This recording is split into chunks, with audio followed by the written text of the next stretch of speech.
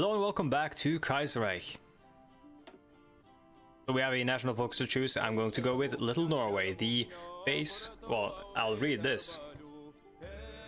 Also, this song was hard. Turn it down a little bit though when I'm reading this. The success of our mission to Canada has resulted in a flurry of ideas regarding other forms of cooperation. To expand the Norwegian Air Force, we shall establish a military camp in Canada.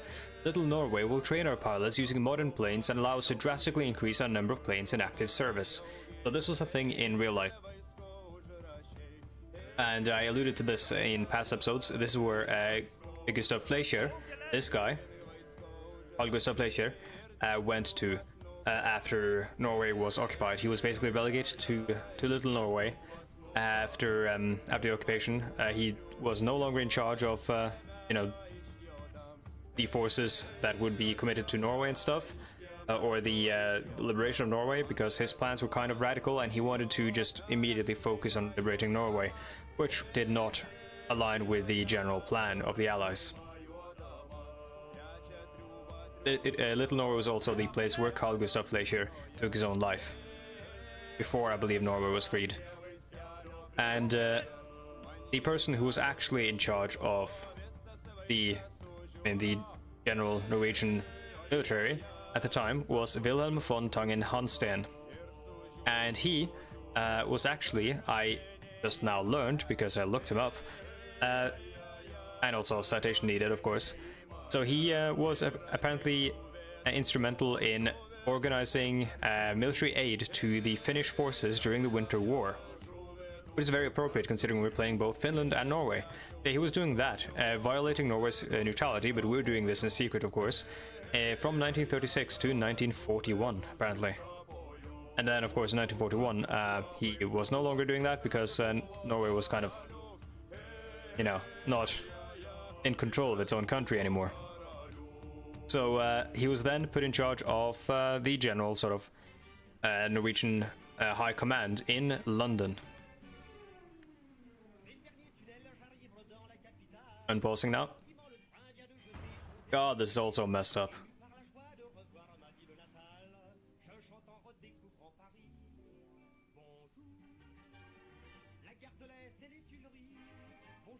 Yeah, this guy received a lot of military honors. I mean, so did this guy, and I mean, probably all of these guys.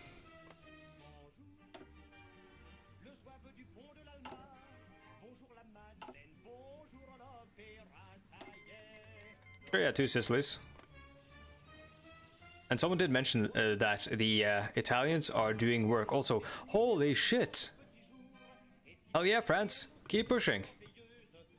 Someone mentioned the Italians are doing work, and yes, they are. Like they're not surrendering any of this stuff. Is that the Isonzo? Luigi Cadorna, I intend to suffice. If you're familiar with the Italian general who launched 11 battles across the Isonzo and then thought, this hasn't worked the past 11 times, let's do it a 12th time. Because that's not entirely correct. He, I believe he was sacked after, X amount of battles. And kind of the story of the disaster at Isonzo is kind of an Austrian propaganda victory from the First World War. In the sense that all the battles were considered battles of the same river, but took place in various places nearby the river, and had various different strategic objectives in mind, or tactical objectives rather. However, the battles were disastrous, and Luigi Cadorna was a fucking idiot. So one should not, just for the sake of it potentially being misleading, one shouldn't discount the horrible ineptitude that was Luigi Cadorna. He is now my Discord avatar. So if you check the Discord link down below, you'll see a beautiful Luigi Cadorna in Luigi of Super Mario Brothers fame. His hat and his jumpers. Very pretty.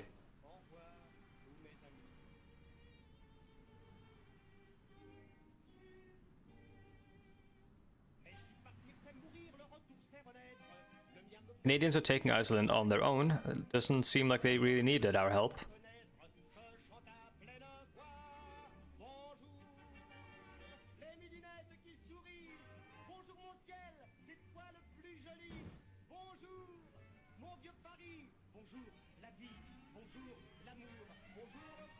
Ukrainians are pushing all the way, well, not just the Ukrainians on, so it's the Spanish. Oh, that's why. So the Spanish have all their troops over in Ukraine. Yeah, there's... Oh, this is loud. They're missing a lot of troops on these lines here, which is why the French are able to push all the way in. And the Germans, of course. Germans sending troops from Africa. The Africa Corps, yep.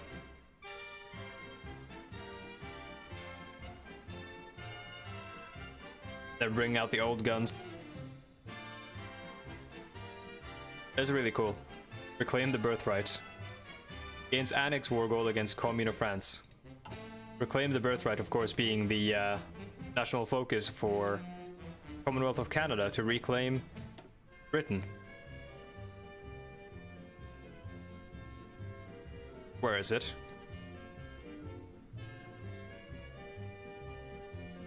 Oh, never mind. It isn't anymore. Guess it's called something else. But I believe the events call it Reclaim the Birthright or something like that.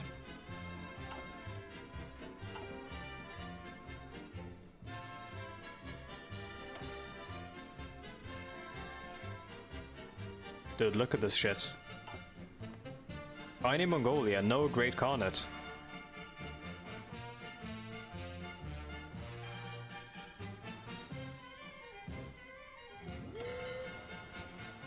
Who would have thought it possible? You go home, please. Or Shetland, whatever floats your boat. But this is the Faroe, yeah, Faroe Islands. They speak a strange Germanic language called Faroese, basically, or Faroing. It's kind of Norse-esque, but also not. It's very interesting linguistically, I think. Though I don't know anything about the specifics of the language. I've just been told it's very strange. And Icelandics, like, can't really understand it, despite really knowing, or despite them being, you know, linguistically kind of similar. Is what I've heard. I might be completely off base on that, though.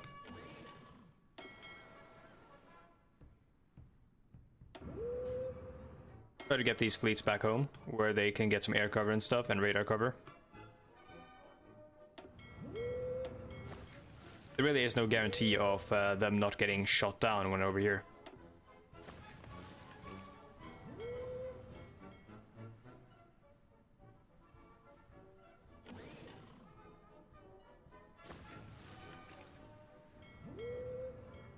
Have we taken any convoy losses?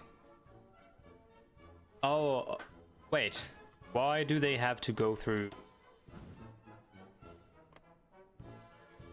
Why do they have to go from Oslo? Can't we ship supplies up north? Oh, we might have a battle here. As we're passing by.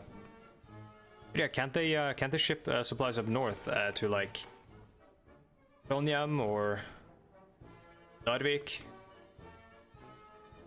Also, it is kind of messy how some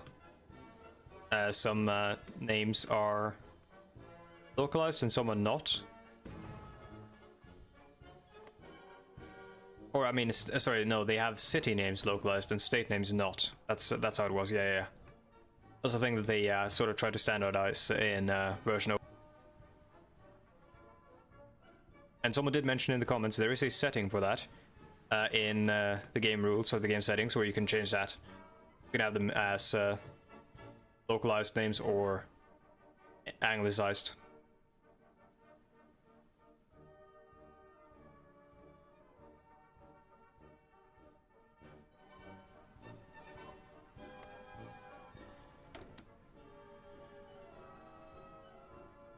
Emmett T. Anderson, who are you?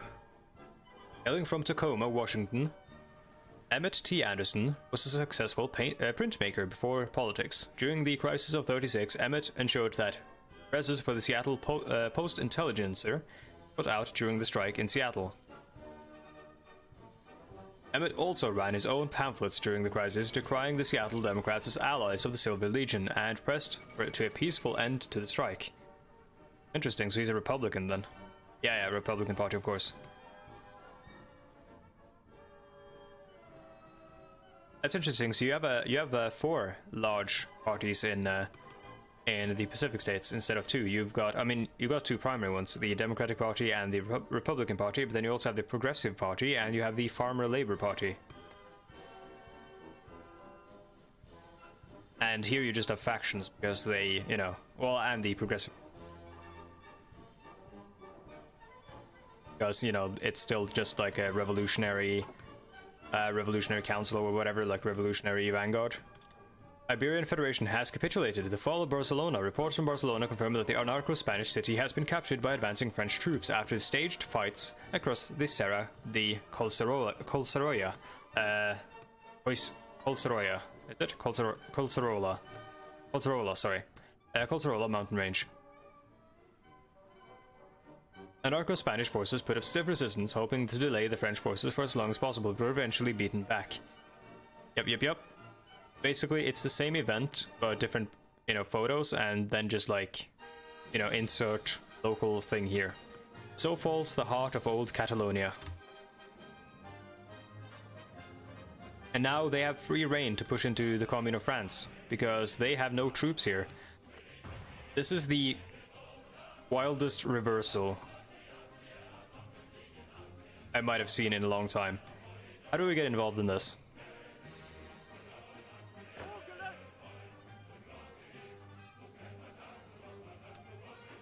Well, first of all, this is... Wait, actually, no. Let's stage the... No, let's stage the invasion from here.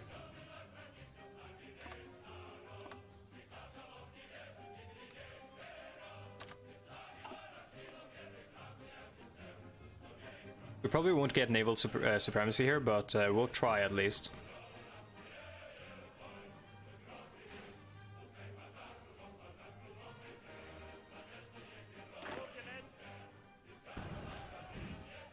They honestly probably don't need any more troops on this front. They have plenty already. Think of where we could help out.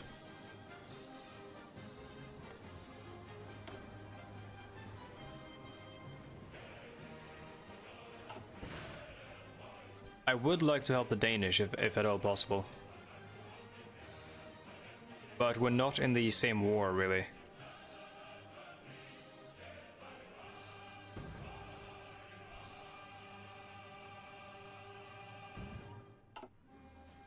Like, sorry, we're not in the same faction, so I can't really just, waltz in. Can I?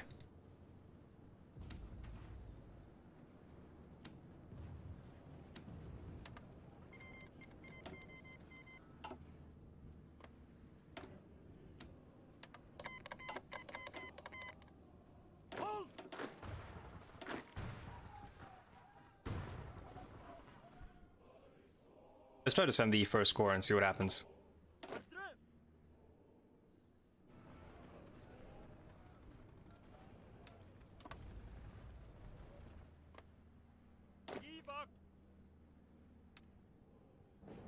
I don't think it's gonna work, but we'll find out. And can you do more than one fallback line like this? You can. It's a messy deal though, so I'm instead just going to manually place divisions where it seems appropriate. So that's hills. Are any of these mountains? No, they're not.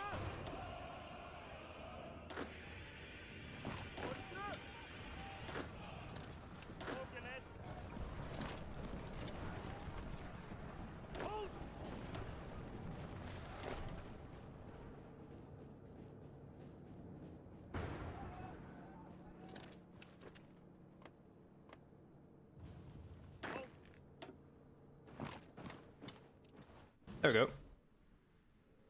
Now we're shipping our troops through Sweden here.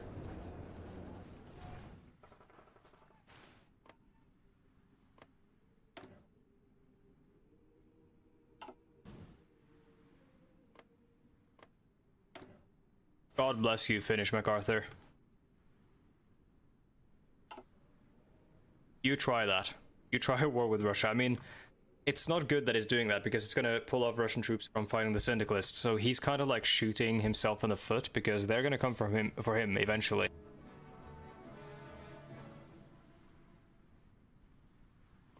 Then again, when has a person adhering to an ideology like this ever made decisions that were, you know, long-term beneficial to everyone involved? Or mostly anyone involved.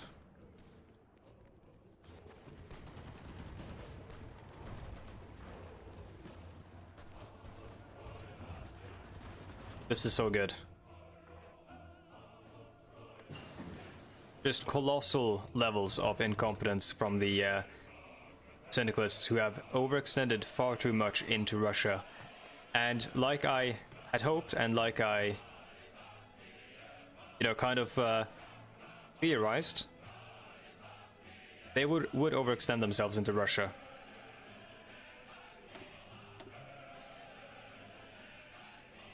They got involved in a land war in Russia. They broke the first rule.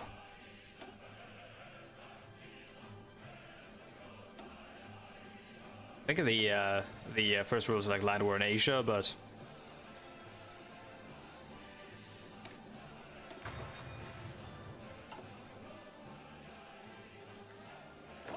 what the fuck? Stop this. This is highly silly. Don't attack across the Kiel Canal. That's very silly as well. You guys pull back. Go all the way back there.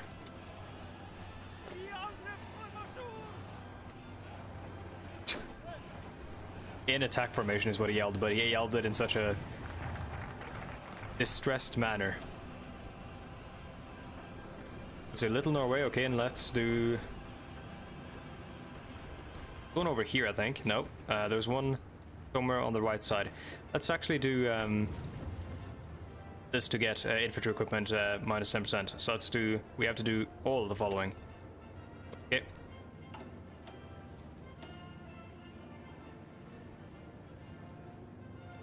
That's gonna give us a bonus to this then.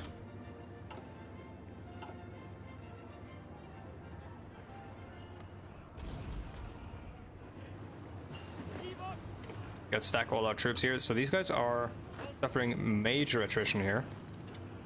We want to push into this spot as soon as possible and try to take Kiel. Because if we do, this is a major encirclement. Well, I mean, for us it's a major encirclement to accomplish, but they push back.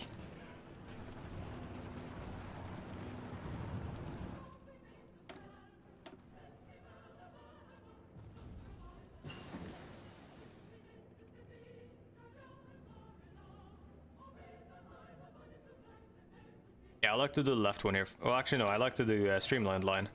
That's also the one we have 15% bonus on. The Imperial Scientific and Academic Council, because Muscat gives it to us. Cool.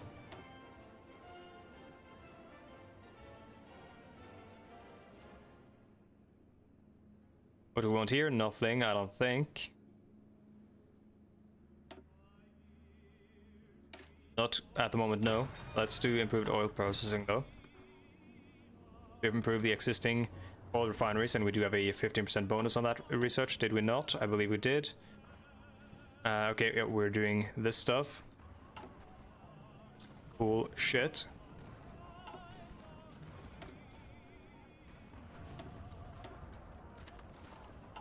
I've been told you're not meant to swear on YouTube. It affects your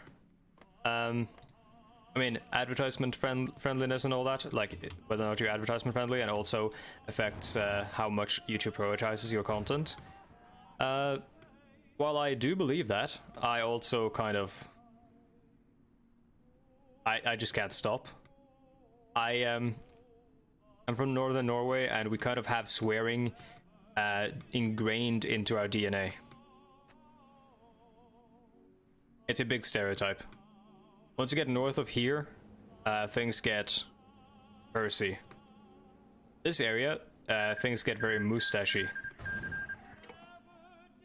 People out around here, they like to They got big mustaches and they like to drink a lot of home distilled liquor.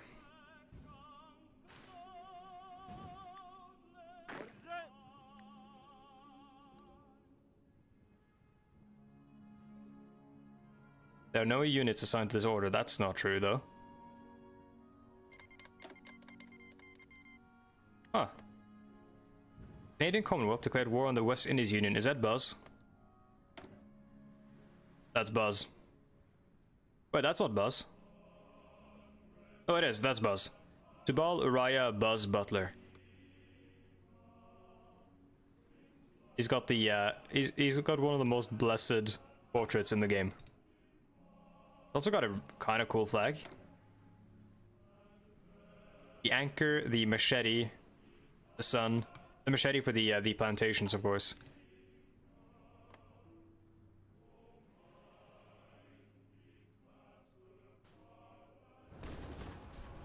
Dudes.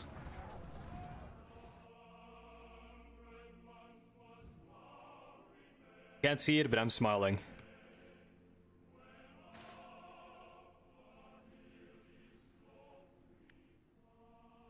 This is bad though. This looks kind of bad. The like the Russians have snaked their way up along the coast of the Baltic Sea, but there's a wide front here. Like the wide front does not work to the advantage of the Syndicalists, obviously, but it doesn't work to the advantage of the Russians either. I mean, it should, considering they have the advantage in terms of manpower, but they're constantly shifting divisions around, so they can't really. Oh, cool. They can't really utilize the advantage at all.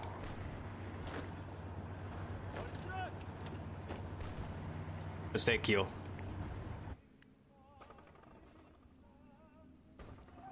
The Durham Home Guard. You're far from home, Durham. Durhamites. Go home, please. We don't want you here in continental Europe.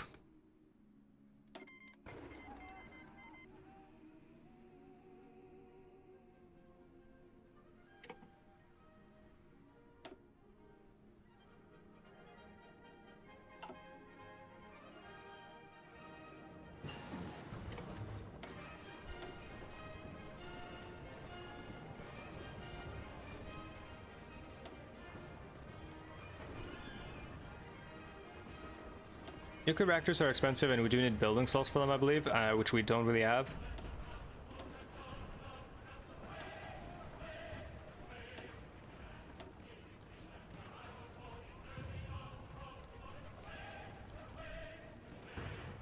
And we're going to get some submarine tech bonuses. Maybe we should go with damage control. Yeah, let's do damage control. Actually, no, let's do the mine laying stuff. Let's do magnetic mine.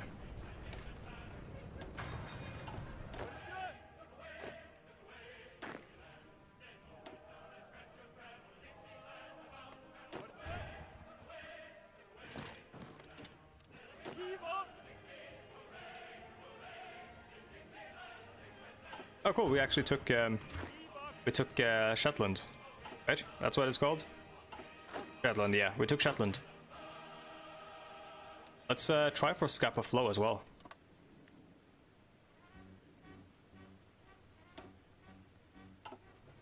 Because that worked way too well. Oh shit, that's I was selecting the wrong army there. There we go. 17 days. Let's let them prepare. Where are their ships then? They're no longer... Oh, the Socialist Republic of Italy has capitulated as well. Dude, it's happening. Their armies are all stuck out here in massive greater Ukraine.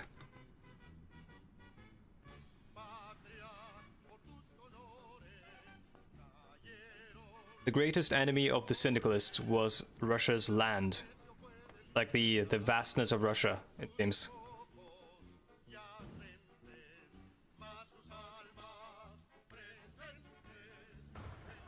Where did our troops go? Oh, they went up there. Why? Alright, let's see, where do we send these guys? Suppose we could send them south a bit. Send them down here and hold them in Flensburg. For now. Activate that as soon as ready.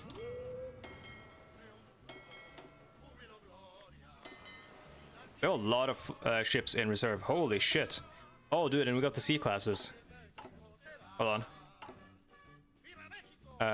Let me just double check. Oh, these ones are outdated, are they?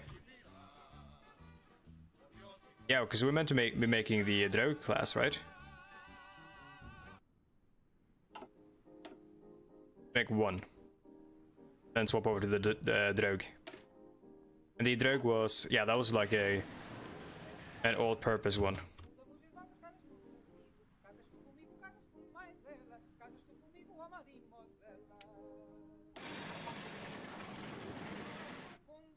Like the Nomad.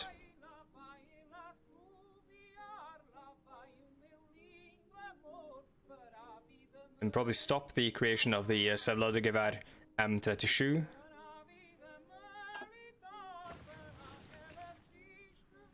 Or M37. Depending on how fancy you want to get. Yeah, okay, so the Russians are also relocating troops to the Finnish border now that the Finnish have the war goal. Which, I mean, I hope he doesn't... I mean, I hope he uses it, honestly, so the Russians can take care of Finland and then reposition the troops back here again. Oh!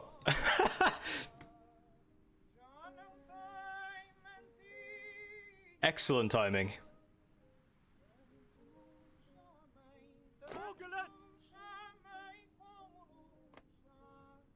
Very, very good.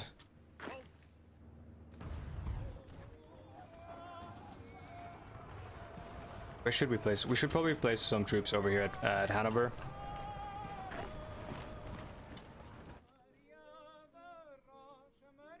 Send them down south and try to help with this because it's encircled, so we want to just collapse it as soon as possible, collapse the pocket. Dude, the Commune of France is going to capitulate. And they can't really do anything because all their troops are so, like, entrenched over here. They have to start moving them back, but as they've advanced inwards, they've also completely brutalized the infrastructure over here. So an approach that took a long time, like, or a journey that took a long time out here is going to take twice as long back. And they also have to do that while maintaining a fighting retreat against the Russians, who are now starting to fill up the lines here.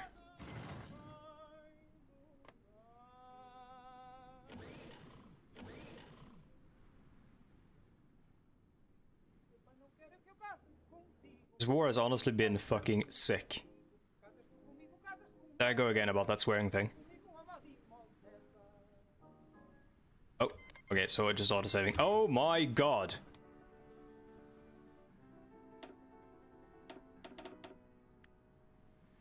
Oh, they just called a bunch of nations in war against Lord Buzz.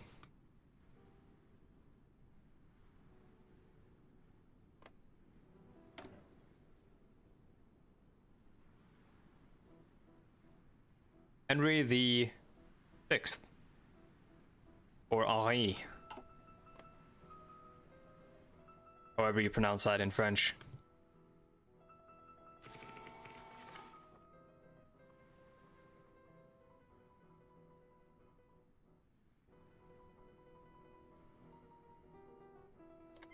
I took French in school. I basically learned, I learned functionally nothing. I can tell you that a fish in French is poisson. And, some other various words. I can construct a basic sentence which in no way, shape, or form will ever be useful to me. Like, for example, at which point do you, at which point will it be very useful to you to tell a French person in French where you live?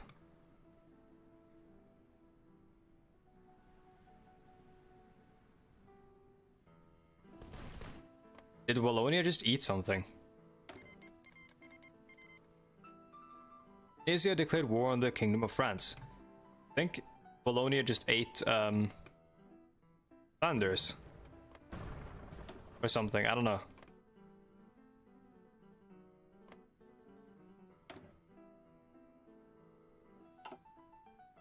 Wallonia is at war with the Syndicalists. Yeah, we should probably help out now that we're here.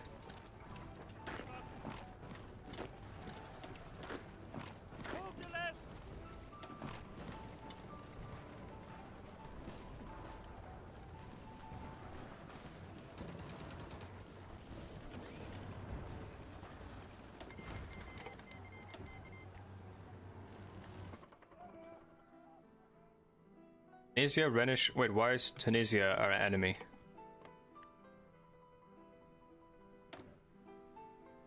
So they declared war on the Entente, but why? Oh, they've risen up against the French. Monsef Bey.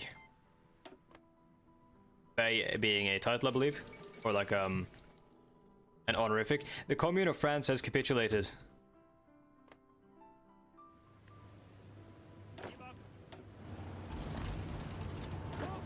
Tides have turned. And here in Norway, we know all about the tides.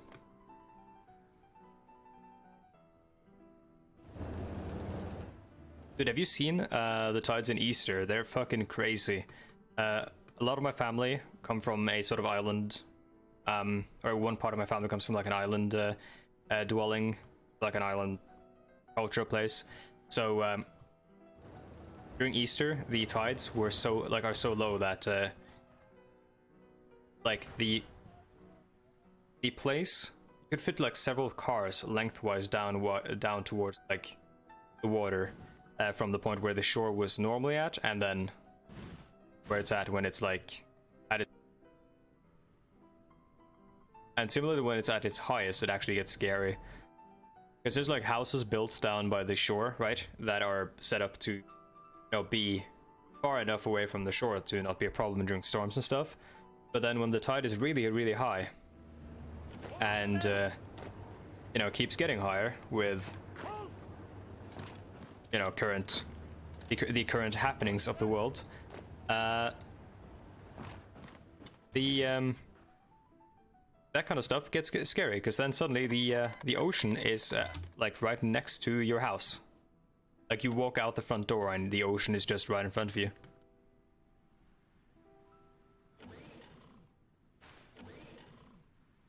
Makes it all seem a little bit more real, doesn't it? Khrushchev is hiding up here. Who the fuck are you? Viktor Pepelyayev. That's it. Transformer Republic, yeah.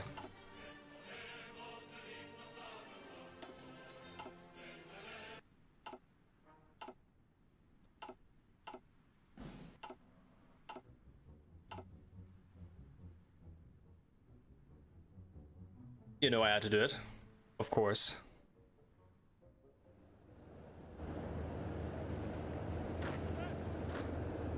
I think it's time we retreat.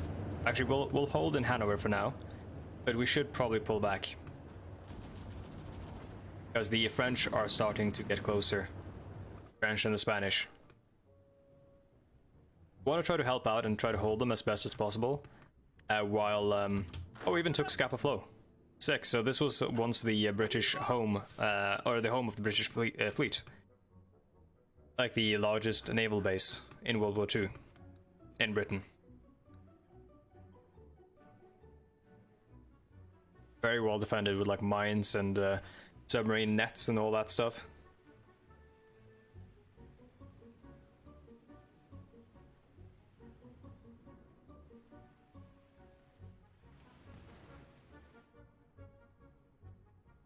I have a very ambitious plan.